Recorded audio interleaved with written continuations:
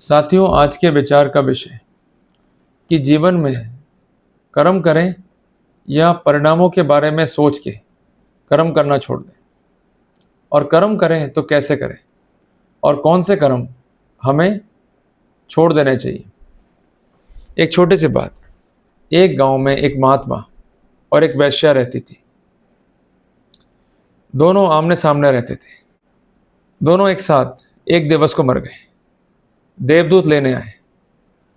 देवदूत महात्मा को नरक की तरफ ले जा रहे थे। महात्मा बहुत नाराज हुए और वैश्या को स्वर्ग की तरफ। महात्मा तुरंत बोल पड़े कि देवदूतों, तुमसे गलती हुई होगी, अपनी भूल सुधारो, मुझे स्वर्ग और इस वैश्या को नरक में लेके जाओ। मैंने जिंदगी भर प्रभु की भक्ति करी है, लोगों को अच्छे प्रवचन दिए हैं, लोगों को भक्ति के मार्ग से जोड़ा है, तो मुझे नरक क्यों? इस वैश्या ने नृत्य किया है, अपने जिस्म का सौदा किया है, इसने कुकर्म किए हैं, तो इसको स्वर्ग क्यों? देवदूत भी इस बात पे तुरंत बोल पड़े कि हमें भी शक हुआ था कि यह गलत हो रहा है। हो सकता है कि अकाउंट्स में, मीन्स लेखा में गलती हुई हो। हमने इस बारे में जब परमात्मा से पूछा तो उन्होंने कहा कि भूल नहीं हुई है।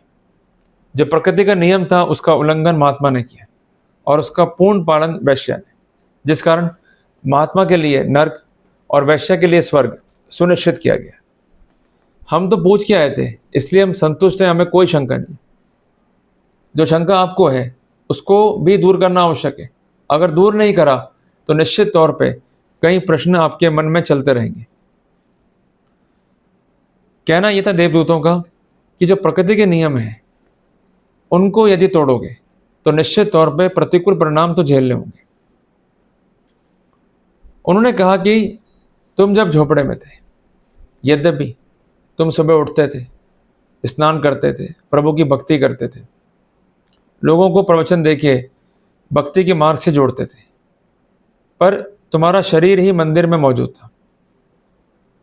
उक्त कृत्यों के समय तुम्हारा मन तो वैश्या के घर की तरफ था। तुम ये सोचते रहते थे कि वैश्या तो मजे दे रही होगी, वहां जो लोग होंगे वो मजे ले रहे होंगे। तुम्हारा ध्यान और तुम्हारा मन किसी भी रूप में मंदिर में नहीं था, बल्कि वैश्यालय में था। दिन भर तुम अपना आडंबर करते थे, पूजा के नाम पर घंटियां बजाते थे, प्रभु को उठाते थे, प्रभु आ भी जाते थे तो उन्हें तुम्हारा शरीर मिलता था, मन तो तुम्हारा वैश्यालय में था। तुम राम राम जपते थे, पर यह पाखंड था, क्योंकि मन से तो कभी तुमने राम जपा ही नहीं। तुम सिर्फ महात्मा गिरी का ढोंग रचे हुए थे। तुम्हारे दिमाग में सिर्फ एक ही बात थी कि मजा तो सिर्फ वैश्यालय में है, जबकि वैश्या का ध्यान कभी भी उसके वैश्यालय में नहीं था, उसका मन तो सदैव मंदिर में था। जब वो गलत काम के लिए जाती थी तो वो रोती थी कि मैं कहाँ फंस गई। महात्मा की जिंदगी कितनी बढ़िया है प्रभु, कि सुबह उठता है, आपकी आराधना करता है। मुझसे ऐसी क्या गलती हो गई थी कि मुझे वैश्या बनना पड़ा? मेरे कर्म भी सुधारो प्रभु, मेरी बात भी सुनो प्रभु, मैं ये काम करना नहीं चाहती हूं पर मजबूरी में करना पड़ता है। वो रोती थी जब घंटियां बजती थी मंदिर की। वो रोती थी जब प्रवचन की आवाज उसके कान तक पड़ती थी। उसको लगता था कि वो अपना जीवन खराब कर रही है। शरीर करके तो उसका शरीर भोगा जा रहा था, पर मन को वो पाप ही भोग नहीं पाए। उसका मन सदैव और सदैव प्रभु के चरणों में था, और इसी कारण जैसी नियत थी वैसे ही परिणाम दोनों को प्राप्त हो गए। ये बात इसलिए महत्वपूर्ण है कि लोग चाहते हैं कि वैवाहिक जीवन सुख से बीते, पर क्या प्रयास हम लोगों ने करे एक सुखी वैवाहिक जीवन को जीने के लिए? हम बात करते हैं प्रेम की, क्या त्याग किया है लड़कों ने और लड़कियों ने? कोई भी त्याग करना नहीं चाहता। लड़की चाहती है कि सारी संपत्तियां, सारे सुख मेरे नाम पे हो जाए, और लड़का चाहता है कि लड़की का शरीर सिर्फ मेरे पास रहे, मैं दिन भर उसको भोगूं और अपनी वासना की संतुष्टि करूं।